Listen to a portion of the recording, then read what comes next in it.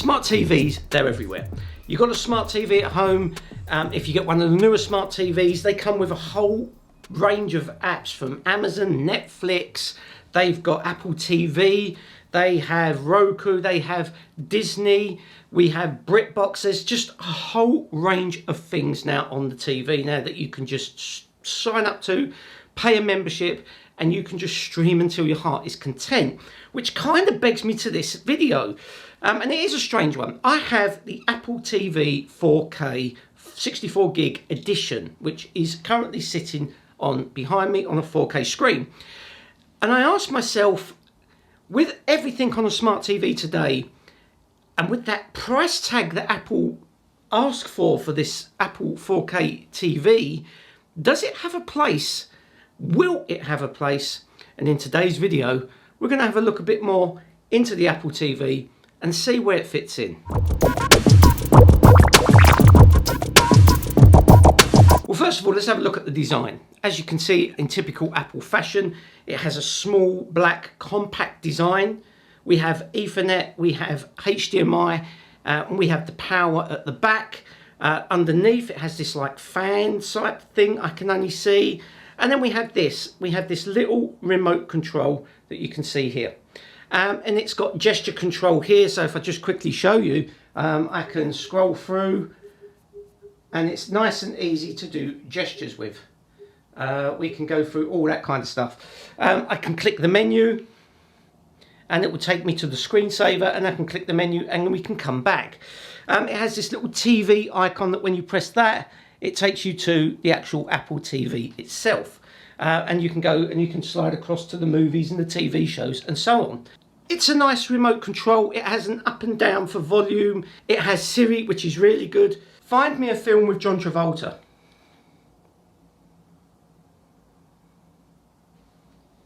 And there we are. We have a load of films from John Travolta, which we can go through. Siri is really good, and they've really got this down to a T.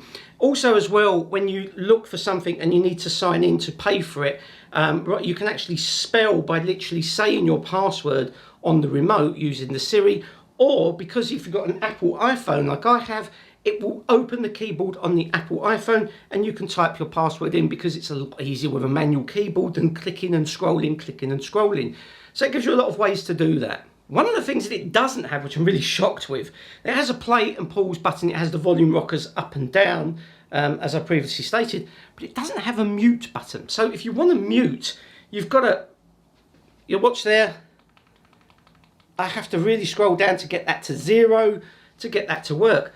Really strange. I don't know why they didn't put a mute button on this. And as well, you haven't got to worry about batteries. As you can see, the thinness of this control here, but as I'll show you now, it goes with a lightning port charger, so you can just plug it into, if you've got a lightning cable with your iPhone and so forth, it works perfectly fine to charge this. So the design in itself, it's small, it's compact, it can fit nice and snug out the way.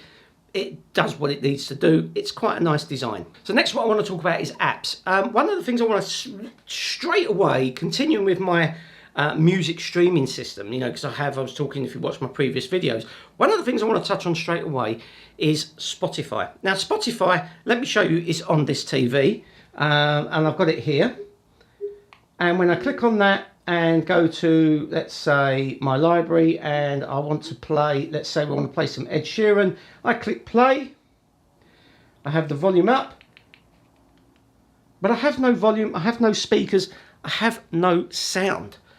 Now, if someone can hit me up in the comments, I don't quite know what's going on here.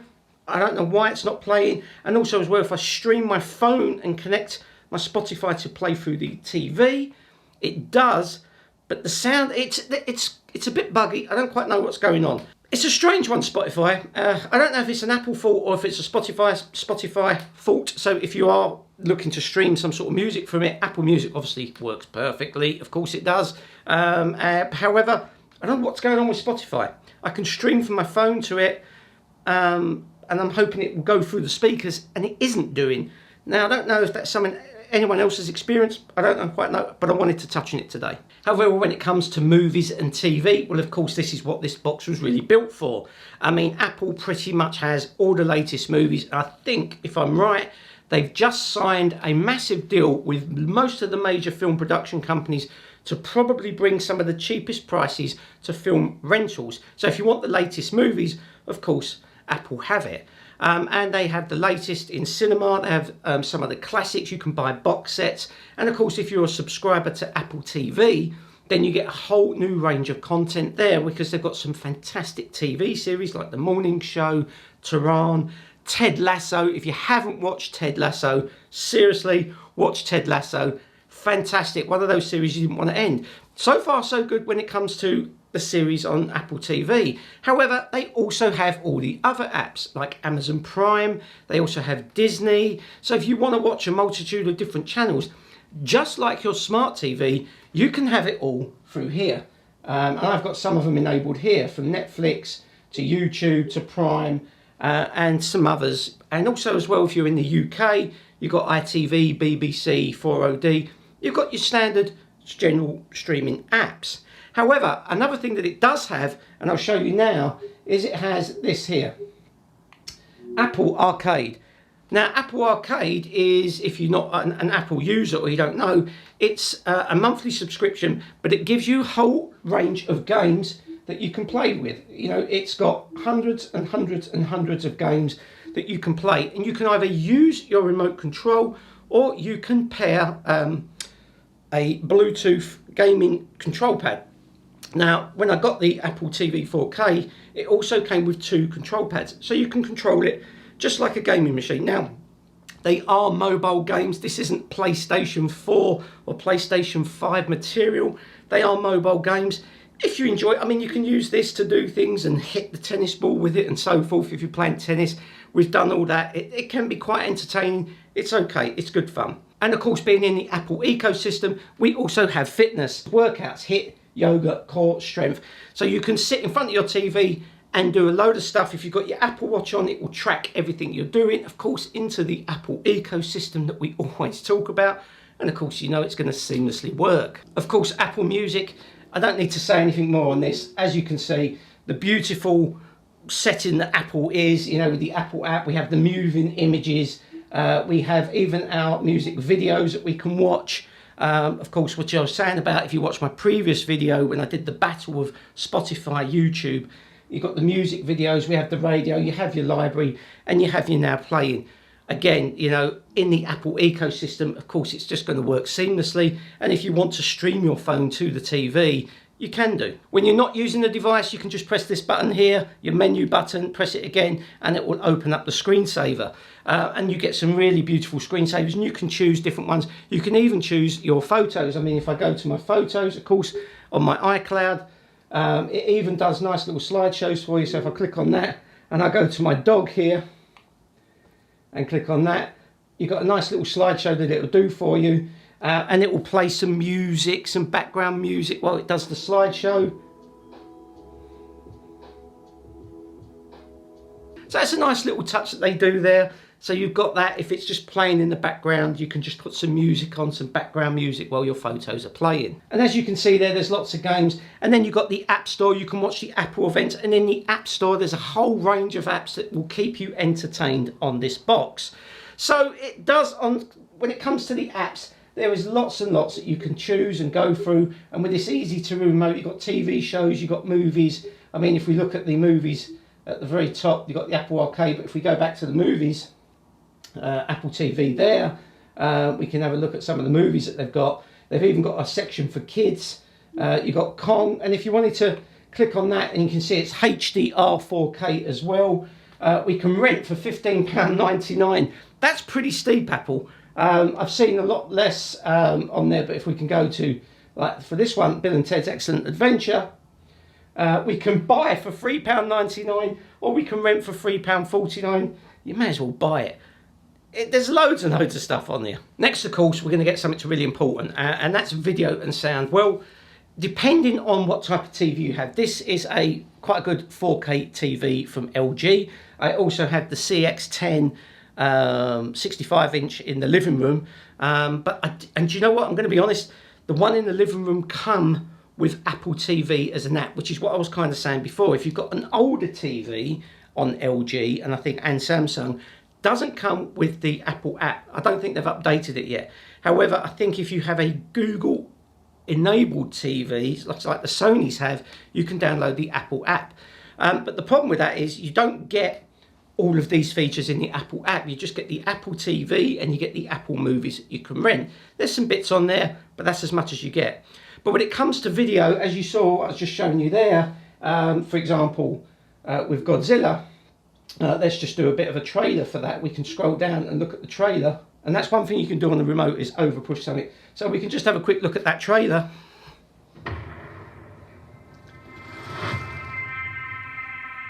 This is our only chance.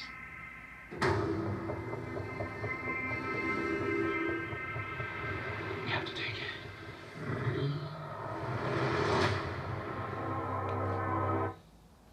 Now, I don't know what that's like for you on your side of the quality, but the video HDR 4K is just incredible. It is, and there's even a HDMI collaboration tool within the settings that it will actually go off and find your ultimate settings for your video output. But honestly, I think if your TV is just half decent, it will upscale any 1080p stuff as well. It is phenomenal.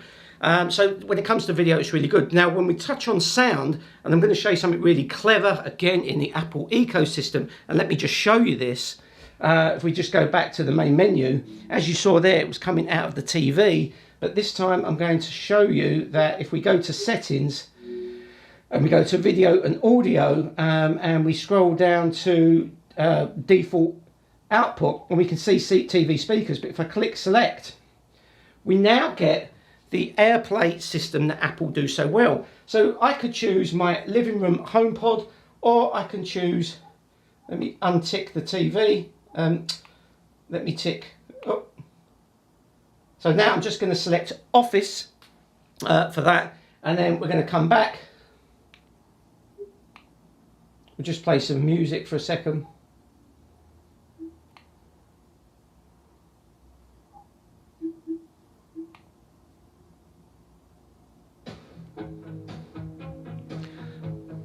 So I'm standing here, the sound is coming from my HomePod speakers over there, and of course I can control that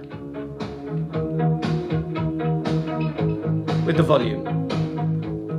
Really simple and easy. Another great feature, as I said, in the Apple Music Store, if you're watching it on your TV, you get the lyrics that come up, and you can see that the lyrics there. Nice touch, Apple. So what's my thoughts on all of this? I'm going to be honest. I'm going to be openly honest. Now, it comes as a nice package. It's a nice compact set. It's got the 4K and the visual. If you're watching through it, it is phenomenal. If you're watching the Netflix, if you're watching YouTube, if you're watching the movies, it really is good. The music, so I've got the music, for example. You know, it has the lyric system that I was just showing you there, you know, where it plays the lyrics when you're doing that as well. Phenomenal, you know, that is really good. But I have to say this, you know, with smart TVs and where they are today, how good they are. And I have to be honest and say to myself that, is there a place for the Roku box, for the Amazon Fire Cube, you know, which I have in there, the Apple TV, these extra boxes, when your smart TV already comes with these apps. Now, I know they come with all these extra bits, so to speak. You know, I watch TV through the smart TV. Why? Because I've got the remote. I haven't got to switch on a second remote. It's there. It's easy. I don't really listen to my music through the Apple TV. I listen through my HomePod on my phone or my headphones. When I'm watching the TV from Apple, I tend to end up using the app on my main smart TV. And I'll be honest that I do. I use YouTube through the smart TV. I use Netflix through my smart TV. I use Prime and Disney because it has all the apps through my smart TV, because it's just there and it's just quick. I haven't got to switch on a second box. What about the games? So the games, if I play a game, I tend to play on the PS5 or the Xbox One, or, you know, something like that. Or we have the Oculus 2. You know, we play that. We don't really play, if I'm going to play a mobile game, do I want to play my mobile game on the TV? And that's another thing, you know, my smart LG C55X comes with AirPlay, so I can even stream my mobile phone straight to my telly. I don't need the Apple TV in to do that. And as much as it's a nice thing, and if you haven't got a smart TV that is going to deliver all those apps, which is a rare thing these days, you know, then yes, I can see where it can come into play.